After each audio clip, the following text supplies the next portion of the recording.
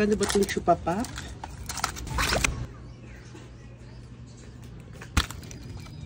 Piso.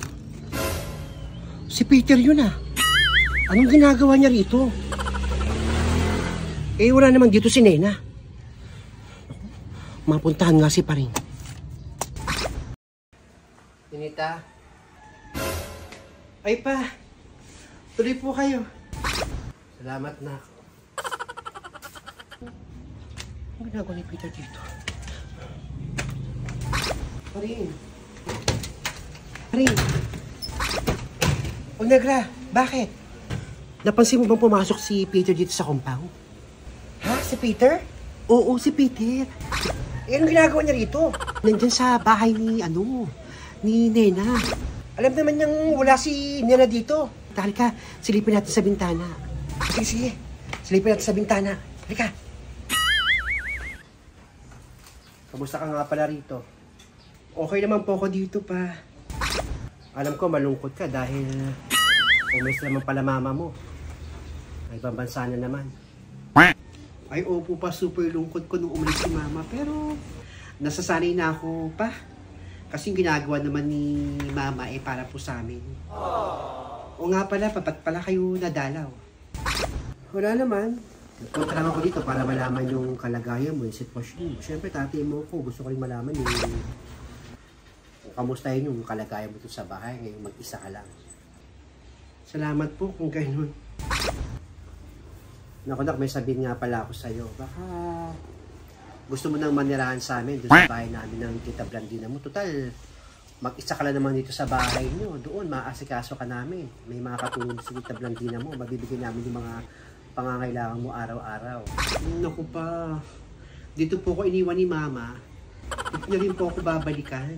Kaya hindi po ako pwedeng sumama sa bahay niyo ni Tita Blandina. Sus naman na. Pwede ka naman bumalik dito eh. Pag uwi na Mama mo, edi bumalik ka rito. Hanggat wala pa siya, doon ka na muna sa bahay namin. Sige po pa, pag-isipan ko po. O sige. Bigyan kita ng time para pag-isipan mo yung mga lahat ng sinabi ko sa'yo. Alas na rin ako, tinako magtatagal. Pupunta pa kami sa SM Davao ng Tita Blandina mo. Ito. Ito, 300. Salamat po pa dito. Naku, walang ano man yan pa. Lit-lit nga binibigay sa'yo, 300 lang. Sinalis na ako ha. Ingat ka dito sa bahay nyo. Basta PM ka lang sa akin. Alam mo naman yung number ng cellphone ko eh. Ha? Alis na Negra. Magabang tayo dun sa labas. Sige Paring. Punta na ako sa labas. Abangan natin. O sige po pa. Ingat po kayo.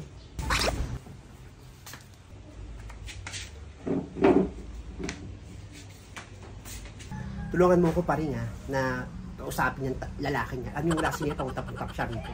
Oo, Negra. Tutulungan kita kung sasabihin niya kay Peter.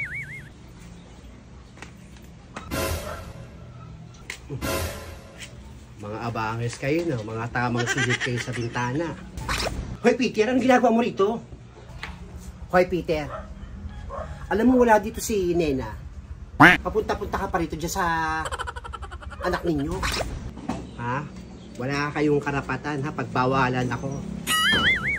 Alam man ni Nena, o hindi, dadalaw ako din. Anak ko yun eh. Ha? Wala kayong pakialam. Anak ko siya. Anak ko si Ninita. Ha?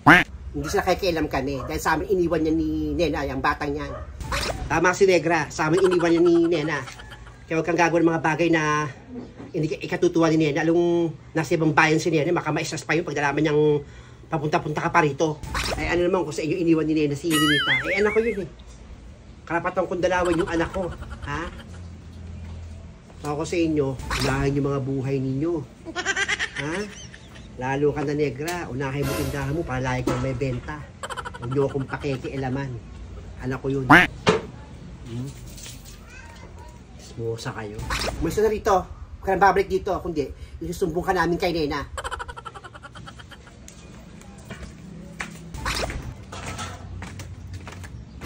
Mga smosa kayo. Halika na Paring. Puntahan natin si Ninita. Tanungin natin kung anong sinabi ng lalaki yun sa kanya. Hay, Anita. O, Tita Paring. Aling Negra.